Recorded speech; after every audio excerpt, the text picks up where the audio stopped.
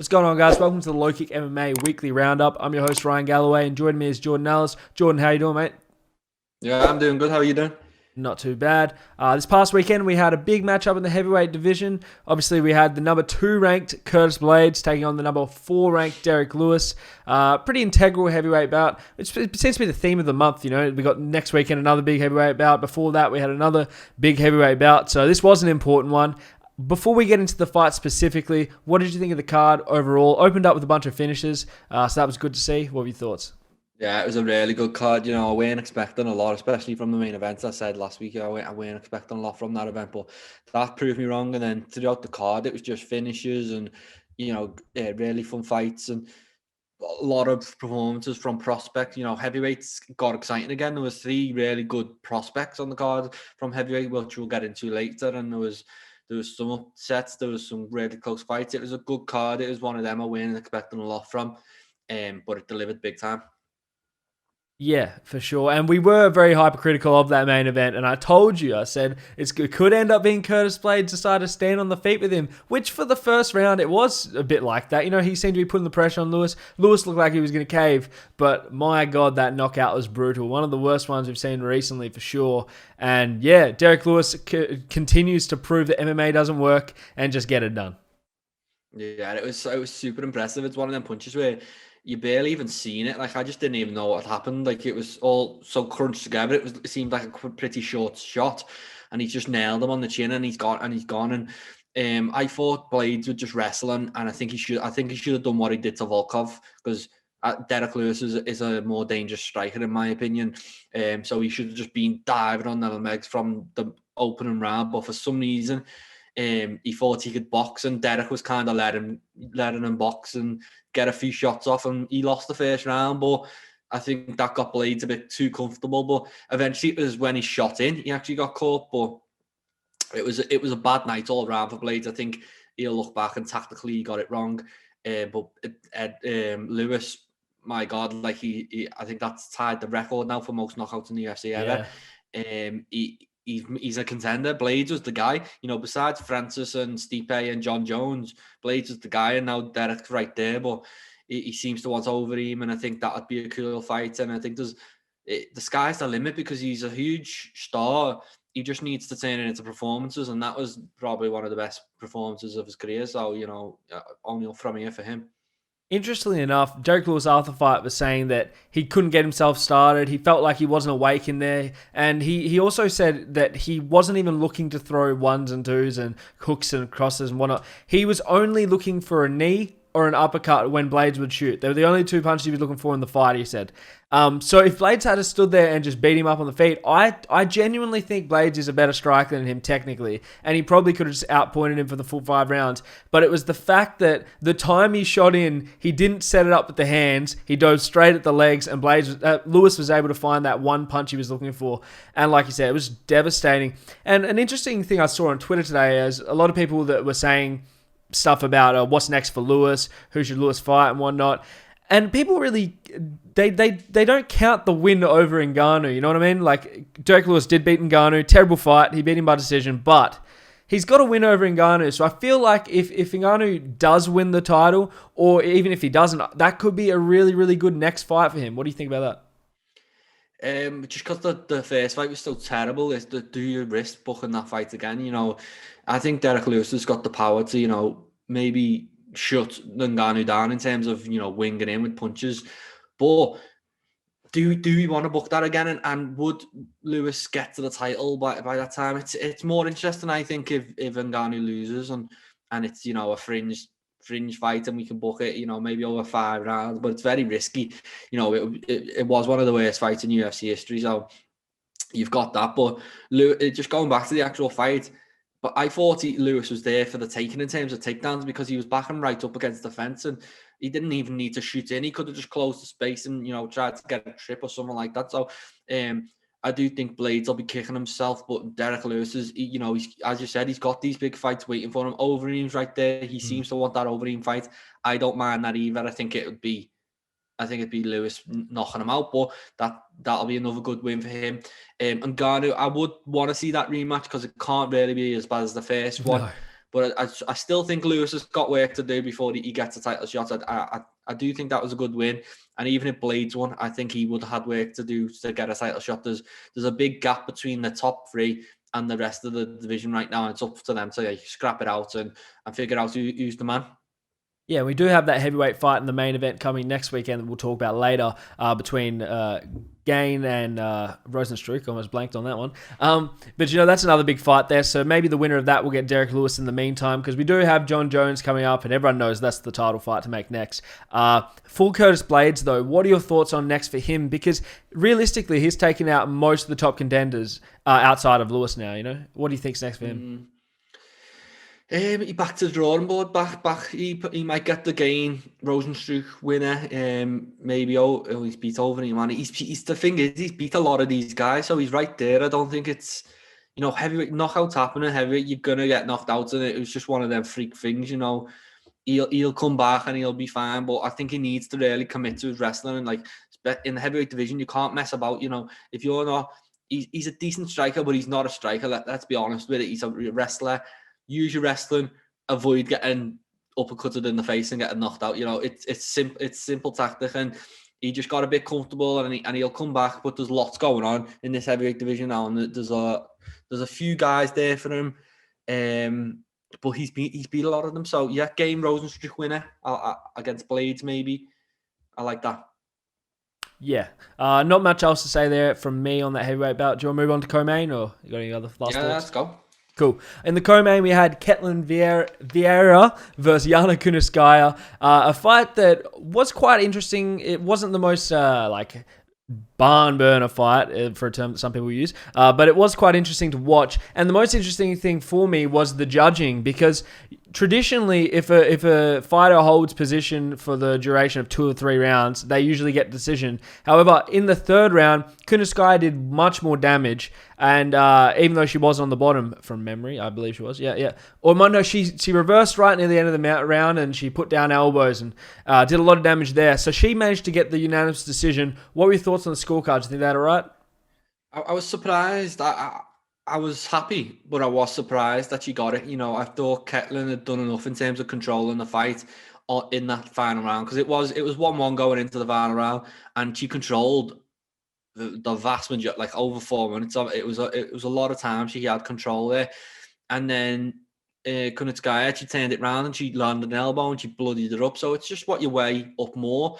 And I thought Vieira would get it, and I was quite pleasantly surprised to see Kuniskaya get it. I think she, when you put the stats up there, and I'm not really a stats man in terms of the numbers tell you who won the fight, but it was very apparent, the fact that Vieira had only landed 16 strikes in 3 rounds, and it was clear who was trying to inflict damage and win the fight by finishing the fight. And I think the UFC they reward that, and it was good to see the judges rewarded, because I think she was she really went for it, and I don't think Vieira did, and it was a close fight, and yeah, I think she deserved it, but it was a surprise.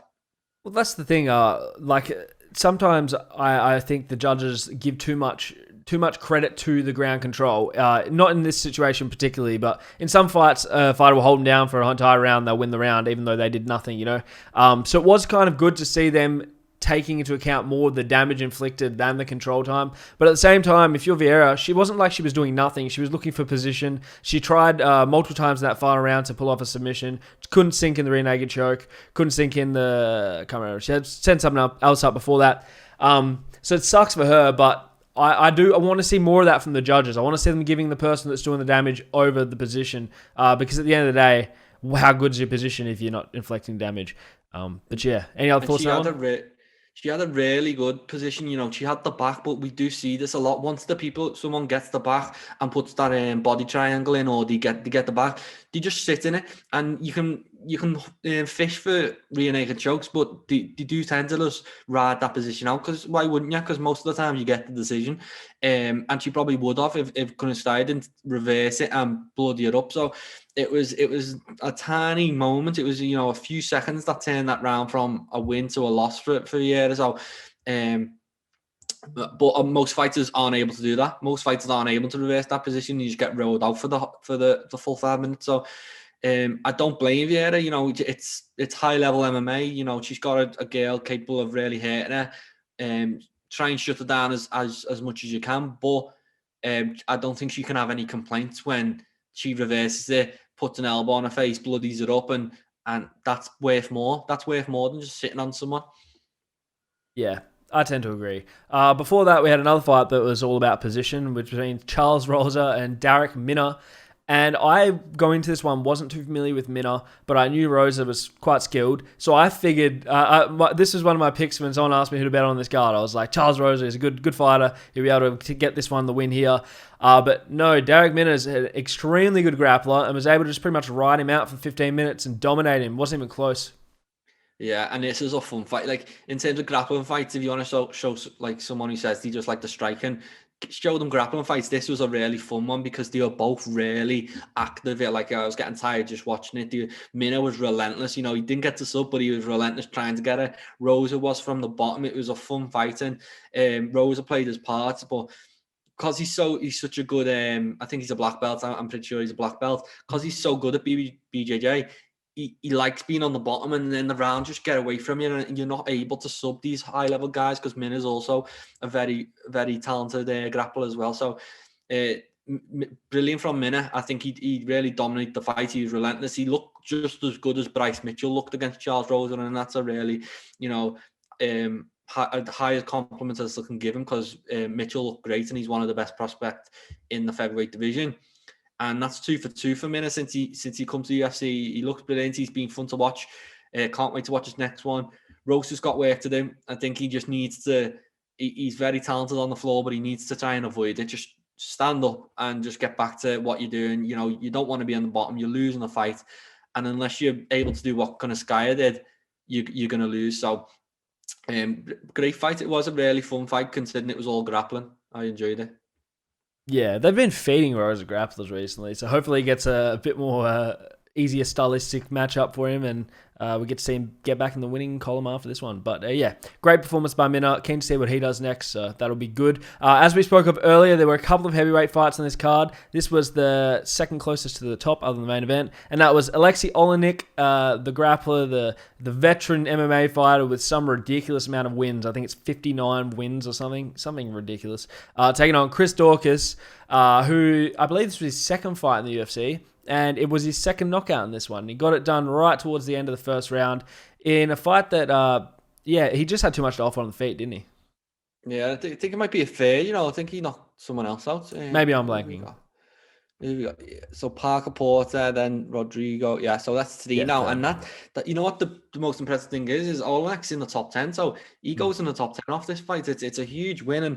And I picked him going in because his hands, he's a very impressive guy. Like the way he puts his hands together and how fast he is. And you know, he might be a bit vulnerable moving forward because he's very relentless. But I think this fight was a brilliant fight for him. He's fighting a 43-year-old grappler. So as long as he was able to avoid getting taken down, Olenek was there for the taking, I thought. So, and he really put it on him. He survived the early, it was like a guard pull, I think Olenek tried to do, or he tried an early grappling exchange and then starts to put the hands together on him. I'm so impressed, and he's a really standout talent in this division. I think he's early 30s. He moves really well, and heavyweight's been, you know, devoid of top level talent for a while now. Just besides the top guys, it's been a bit underwhelming. And then we've got someone like Chris Daukaus coming along, and he looks fantastic and brilliant performance. He'll be in the top 10 probably today when they announce the rankings, and he'll get a big fight next, and I can't wait to watch it.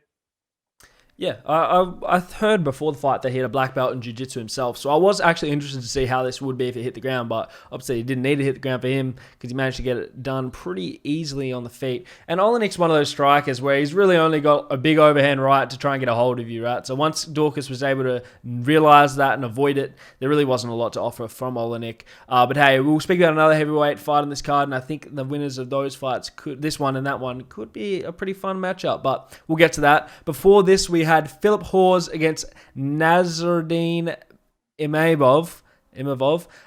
This fight was actually quite interesting, especially towards the end, because in that final round, it looked like Hawes was going down, but he managed to keep it together. Yeah, and I think Hawes is known for being a puncher himself, but he used the one on the receiving end, and he was doing like Bisping made me laugh on commentary. He was saying, with the foot stomps, Kamaru Usman will be proud somewhere watching this, and it was. I didn't really like the tactics from Hawes. It was really stalling against the fence and doing little short, and he was just trying to nick the fight really. And Imavov was not letting him do that, and especially in the third and final round, he really put him on him, and it was a frustrating one to watch because. I've got to be honest, as the fight progressed, I was rooting for Imov because the tactics Hawes was employing. I didn't want to watch this fight. I want, and I was rooting for him to, separate and get the knockout punch, but he wasn't able to do it. Hawes stuck to him like glue, and he did enough just about in the end because I think one of the judges gave it a 10-8, or maybe two of them did, but one. It wins a win, especially at this level in UFC. But I hope Hawes has more than game plan A, because that game plan, whatever he was doing there, I didn't enjoy watching it. And if you can't knock out someone else, is this what we're going to see from him? Because he's not going to be able to knock everyone else. So interested seeing what he does next. Imov will come back. He looked great. But yeah, tough loss, but probably the right decision, I'd say. I thought it should have been a draw because I thought that last round would have been a 10-8 for Imavov, just because you saw all the damage he was able to inflict. It looked like Hawes was going down. I don't know how he held that together. Like, props to him for keeping it together. But I thought that should have been a 10-8 round, which would have put this one as a draw if I'm not wrong, which I could be wrong, if my maths is right. I know one judge gave it a draw. I thought it should have been all round. But hey, Hawes, he got the win. Like you said, we'll see what he does next time. But just hopefully it is a bit more aggressive and not so much wrestling. Not that I'm against wrestling. But anyway, on the first fight of the main card, we had your guy, Tom Aspinall, taking on the veteran Andrei Arlovski. What do you think of Tom's performance? Yeah, I think he looked fantastic. I think he got a bonus, and it was one of the most the standout performances on the card because Arlovski, he's old, he's past it, but he's still one of the best fighters in the world. Despite being so far from his peak, he's still one of the best. And Tanner Bosa was on a little streak a few months ago, and then Arlovski just shut it down. So if you're not good enough, you will not get by Arlovski, and I think Aspinall looked great early. His hands looked really sharp, and he was able to hit and hurt him. But Arlovski, obviously, he's a tough guy. He weathered the storm. He come back into it, and Aspinall just shot on him, changed it all up, and changed the game. And I don't think anyone's seen that coming. The takedown was like Brock Lesnar-esque, when he rushes someone across the cage and then just straight into submission. It was super impressive, and it was like just another a weapon in the armory that we got to see. Not only have you got to be worried about this guy's hands now, he's got good wrestling and good submissions. So the fact that he was able to take someone down like Arlovski, submit him so quickly, only the second man to do it after Barnett, who a BJJ wizard. So super impressive from Tom Aspinall, and he's a very modest man. He's not going to be calling for title shots or big fights next, but he might be in them sooner rather than later, because what you do from him here.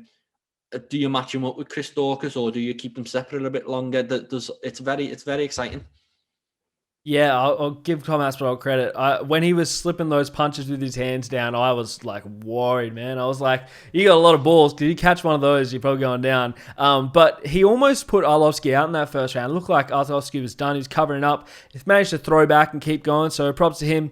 But yeah, start of that second round, game plan switches, power double leg straight into a rear naked choke. Textbook stuff. Really impressive. Keen to see what does next. I hope it is against Daukaus, but if not, I really do hope they give him a ranked guy. Yeah, and if you're Daukaus in the top 10 now, so why would they want to fight Tom Aspinall? I'm not sure Arlovski is ranked, so it's tough. But I do rate Tom's win over Arlovski just as much as I rate Daukaus's win over Olenek. I don't think there's much difference in them two opponents. I'd like to see Tom maybe fight someone like JDS. I think that'd be a cool fight. Another name, someone on the decline but still dangerous. Maybe something like that, but I think whoever he fights is going to be exciting. I'm really excited about heavyweight right now. And there was another fighter on the undercard we'll get to, but them two really standout performances. I hope Daukaus got a performance bonus because he was brilliant as well. No, yeah, he did. So yeah, brilliant from both of them and well earned 50k. Yeah, the heavyweights really did shine on this card. We'll jump into the prelims, and I didn't catch all these, so I'll let you take over here and pick through which ones you want to speak about. The Jared Gordon, Johnny Chavez one was... it was a decent fight, but there's not a lot to say. Dan Chavez, he looked dangerous. He threw big. He looked dangerous, but Gordon really was able to, just outwork him, just do enough, and he got the decision. Castaneda against Eddie Wan was a good fight because Eddie Wan looked really good in the first round. I think he was winning the fight, and they were saying on the commentary, Castaneda looked hesitant. He was only throwing pop shots, and he turned it around because then he lands one of them pop shots and he closed the show, and it was a brutal, really, really cool finish, and we'll speak to him later today, I think, for the channel. And another person we'll speak to is Julian Rosa, who I'm a big fan of. I've been a big fan of since The Ultimate Fighter.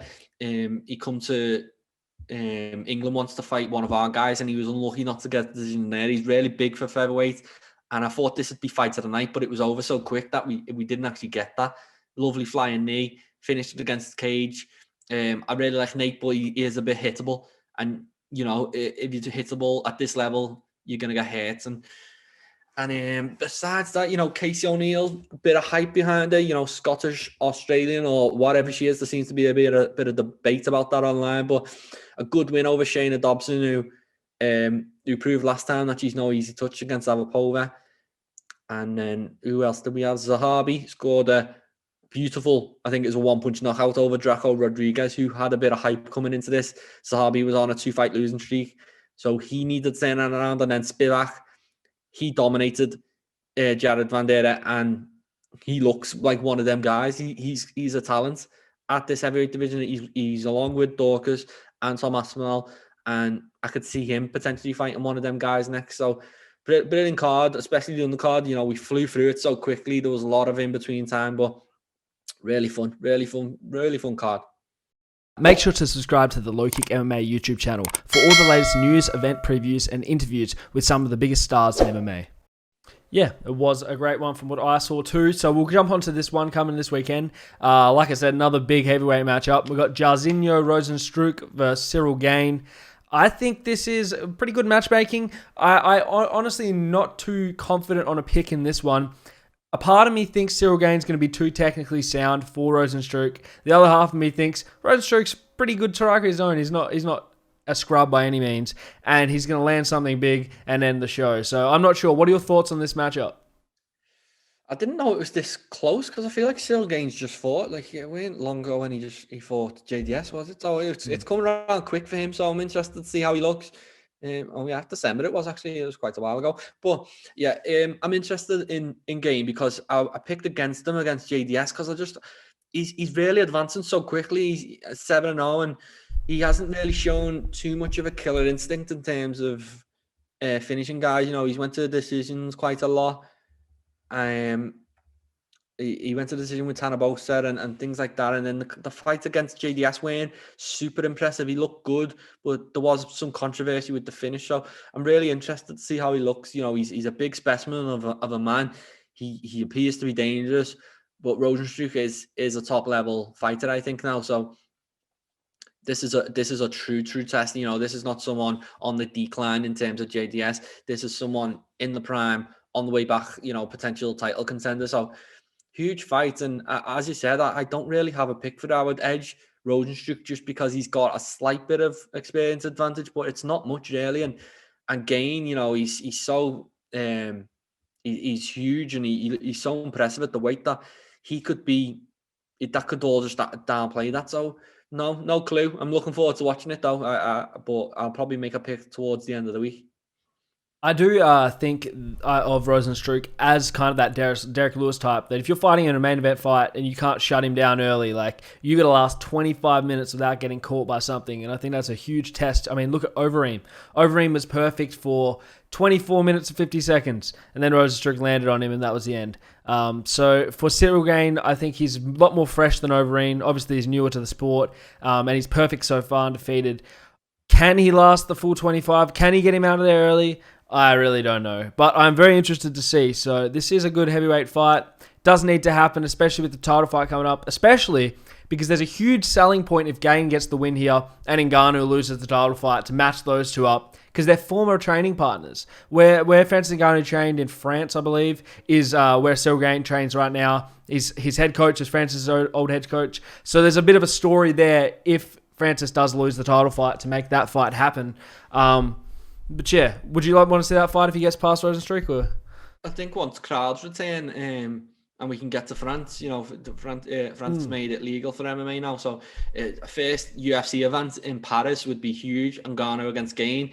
I think that's massive, and it could potentially be for the title by the time it rolls around. I think if Ngannou wins the title, then defends against Jones, Gaine's probably next in line after that, if he wins this fight. So there's a lot on the line, and the UFC really seems to be pushing Gaine. I thought it was a bit quick to put him in with JDS, but they did it. And then now it's just another jump. This is, Rosenstrook's on that Curtis Blaydes level where he's pretty much the best of the rest, and, beating him's a huge statement. So, maybe Gaine against Lewis, if they both come through this, it could be a cool fight. There's a lot on the line. Rosenstruck, I'd kind of expect him to win just because he's been there, done it a bit more. But Gaine, I don't want to write him off because every time I've watched him, he has been impressive. It's just it's only 7 times we've seen him, isn't it? So it's very early to be in this position, but interested to see what happens. Yeah. Will be an interesting one. Before that, we have the light heavyweights, Nikita Krillov versus Magamet Ankalive. Ankalive just looked sensational his last time out. Got that stunning knockout over Ion Kudalaba. Krillov, I believe last time was out Johnny Walker. Was that right? I think it was, I haven't seen him since. Yeah, and a really wrestling-heavy game plan in that one. So I wonder if you imply that in this fight as well. Because from memory, Ankalive's last loss was to a wrestler, but I could be wrong. Do you know who he last lost to? Let me have a look here. Let's have a look. This is actually a fight I'm excited to speak about. We spoke about that Kutalaba fight so much, and I weren't even into the fight. I thought it was a bit of a mismatch anyway, and I thought Ankalive would have knocked him out whatever happened. So Paul Craig choked That's him. right.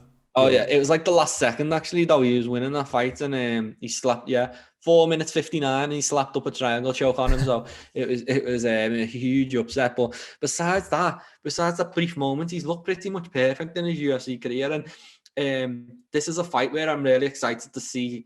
I'd say this is probably the toughest opponent of his career, Ankalaev.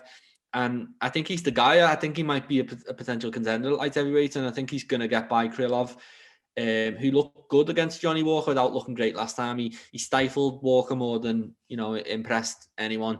But Ankalaev, he's very young as well. I think he's only 28, 12-1. He's been perfect besides a few seconds against Paul Craig, and I expect him to win this one. I expect him to look good and potentially get a knockout.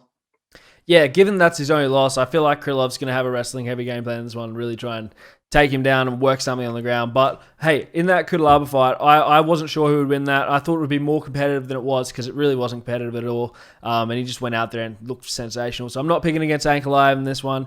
Think he'll probably get it done by finish. I want to say first round, but I just don't know. But we'll see. Before that, we have Montana De La Rosa versus Maya Biono Silva in the women's flyweight division. What are your thoughts on the matchmaking here? This is one. I don't want to diss the girls, but it's one I'm not looking forward to particularly. I think it's a well matched fight. I do like De La Rosa. I think she's a good fighter. She's coming off that loss to Araju. But I really don't have a strong pick on it. I think I tend to edge towards De La Rosa, but just mainly because I like watching her. Silva, I'm not too sure on, but she's good as well. She's got some good wins there. Gillian Robinson, Barella, she beat last time out, 2 submissions. So, what do you think? Well, again, with these cards, I think the placement of the fights is weird, right? Because you look at the fight before this one, and I'm not sure why it's placed in a card like this. But I don't really have a pick in this one. I think both girls are decent, like real good fighters. Obviously, Silva's 7-1, De La Rosa's 11-6. So if I'm just looking at the numbers here, I'm probably going to take Silva in this one, but I don't really have a confident pick. I don't have a clear back down on this one, that's for sure. I'm trying to get back to the card. My computer's just frozen. Do you know what the fight before that is? It's Pedro Munoz against Jimmy Rivera. That's the one. So that's obviously really cool fight. Yeah, really, cool really fight. Cool fight. Rebooked from rebooked from UFC 258, wasn't it? Where this one was meant to happen. Yeah, I think it's been, it's been moved about quite a few times, this fight now. Hopefully we get it this week. Pedro is coming off that tough loss to Frankie Edgar. It was a really close fight. I thought he might have edged it, but he lost, and that's 2 on the bounce now. And Jamie Rivera does a slight step down in opposition, but not much, as Jamie's an absolute dog. So I think he'll be live in this fight. I think it'll be competitive. I do expect Munoz to win. I think it's just maybe 1 or 2 levels just above, and I think he'll get the win. But super close fight. I expect it to go 3 rounds. I expect it to be close. Yeah, obviously Rivera's last time out was against Stamen, wasn't it? And he looked pretty great in that one. And now, like you said, Munoz against Edgar. I think this is going to be fight of the night, eh? This is my pick for fight of the night here. I think it might be a 3-round brawl.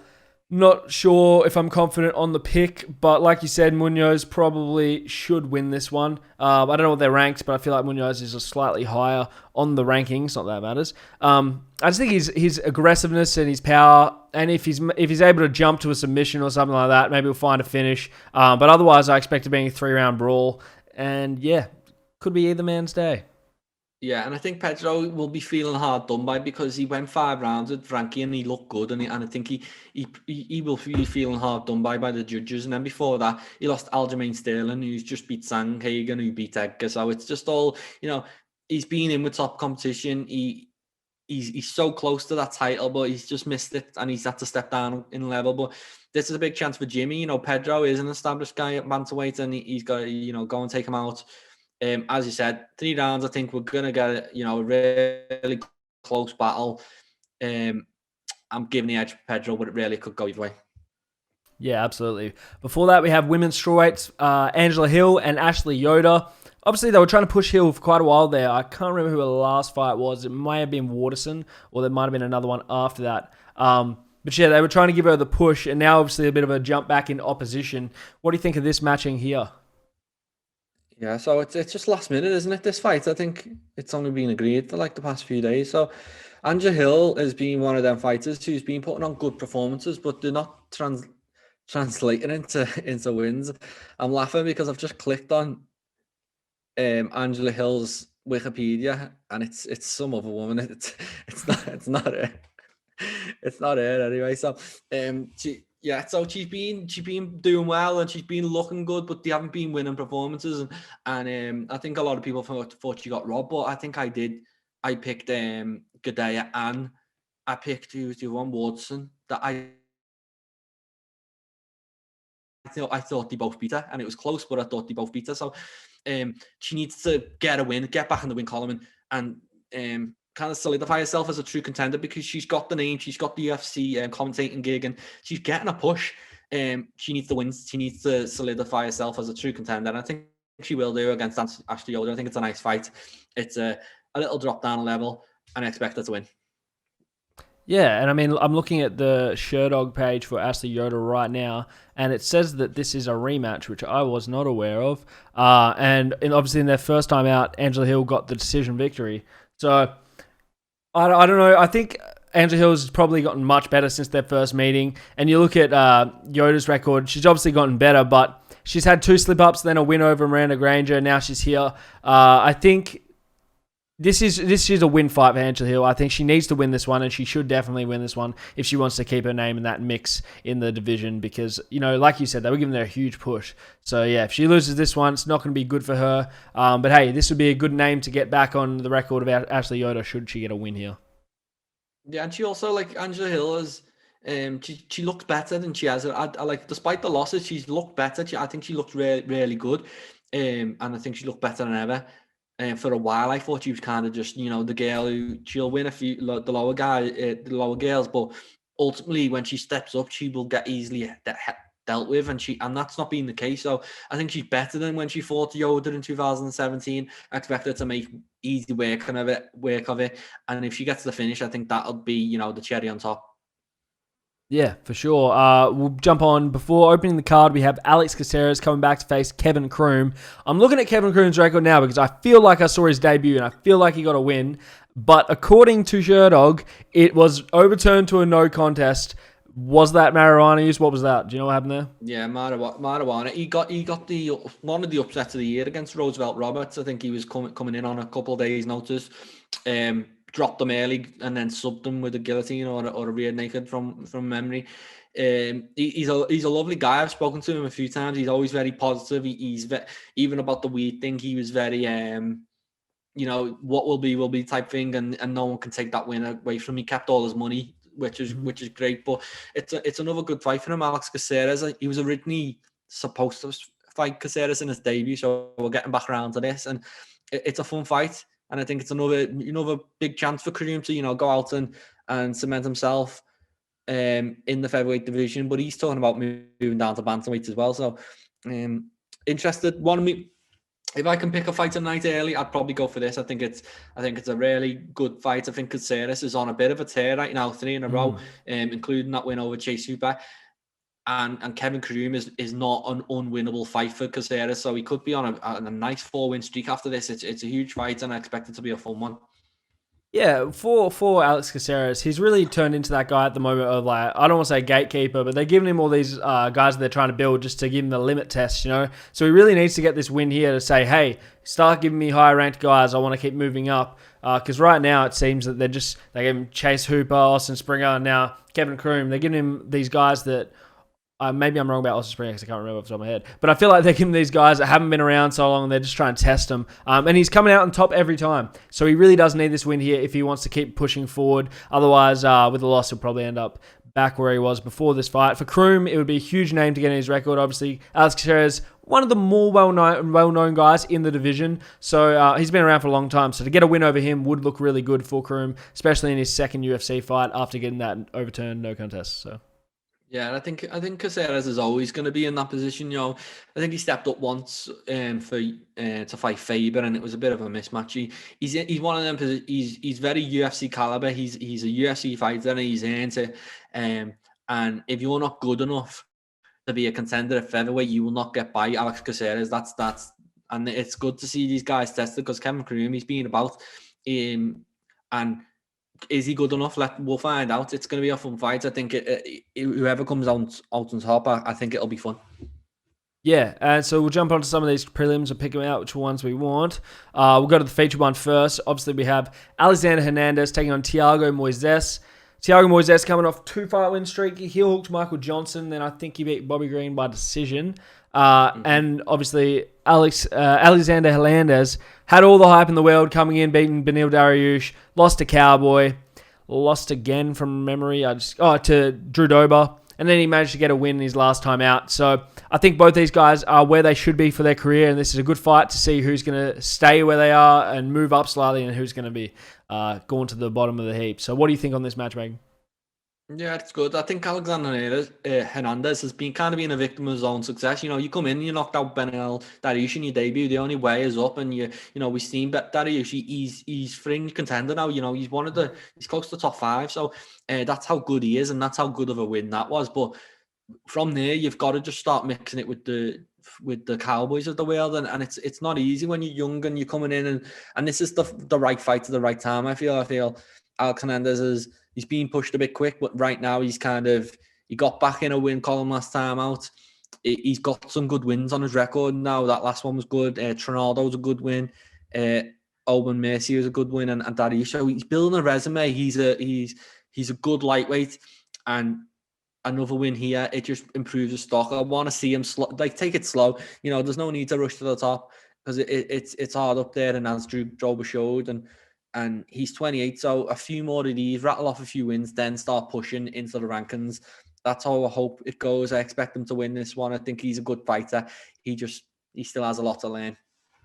Yeah, I'm taking Thiago Moises in this. I think unless Hernandez can come out there and just steamroll him early, I think Moises will either outpoint him or if he really wants to grapple. We saw what he did with Michael Johnson. He was losing that first round. Johnson was pretty much piecing him up, and he just rolled straight for that heel hook and managed to pull it off. So maybe he tries to implement some more grappling in this fight. Otherwise, I think he can probably just stand with Hernandez if he doesn't get caught and put away early. But hey, we saw what he did to Beneil Dariush, and Beneil Dariush has obviously got a win over Moises. So MMA maths would tell me the winner is Hernandez, although I'm taking Moises in this one. So I'll throw it to you to pick out some more prelims if you want to.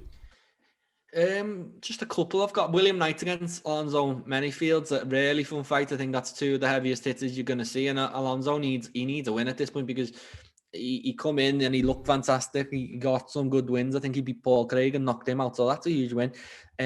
But since then, it's been tough. Devin Clark wrestled him.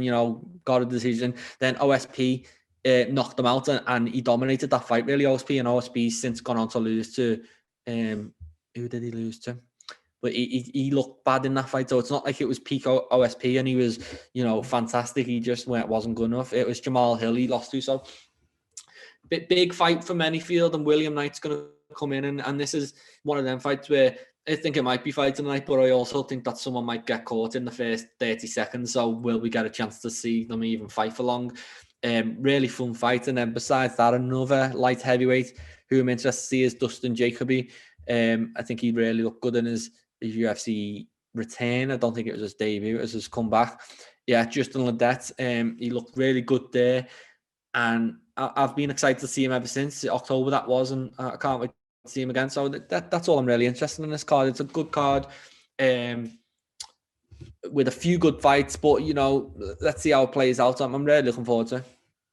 Yeah, we'll jump on some news now. I'll pick out a couple of things I can see here. First off, we've got a matchup for Leon Edwards coming on March 13th. He'll be taking on Belal Muhammad. Obviously, Muhammad just fought last week or maybe the week before, so he's turning around real quick for this one. What do you think of the matchup and the short notice for both guys?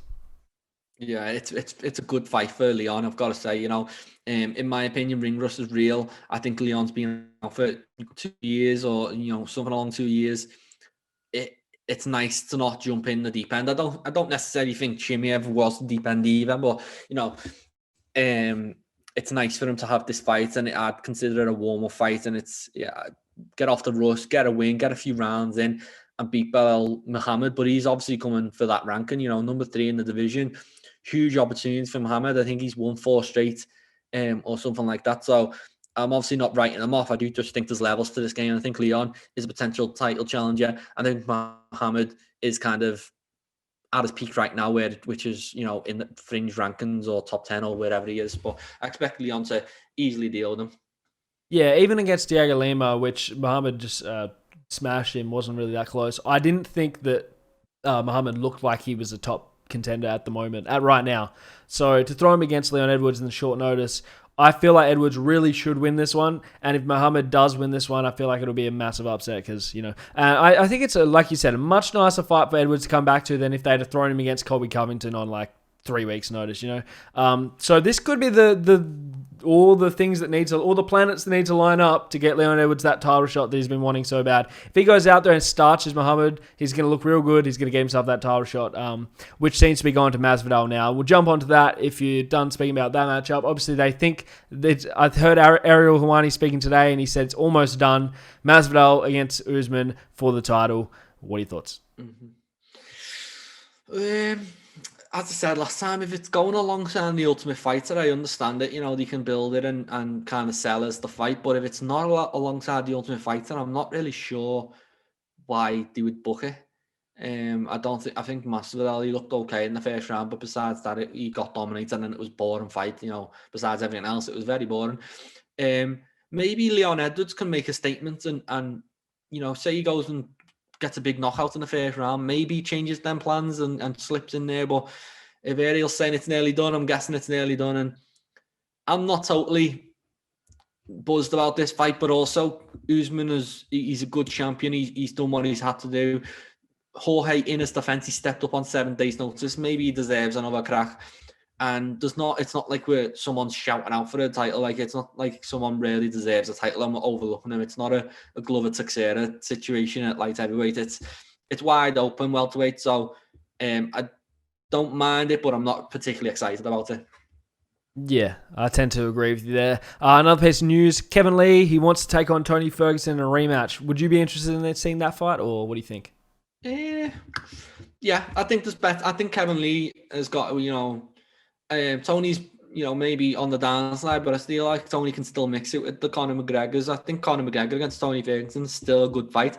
Still, especially them both coming off losses. I think that's a good fight to make right now, but I doubt we'll get it. But I think Kevin Lee should maybe be looking a bit, further down the chain than Tony Ferguson. I think Tony Ferguson can still mix it with the top guys.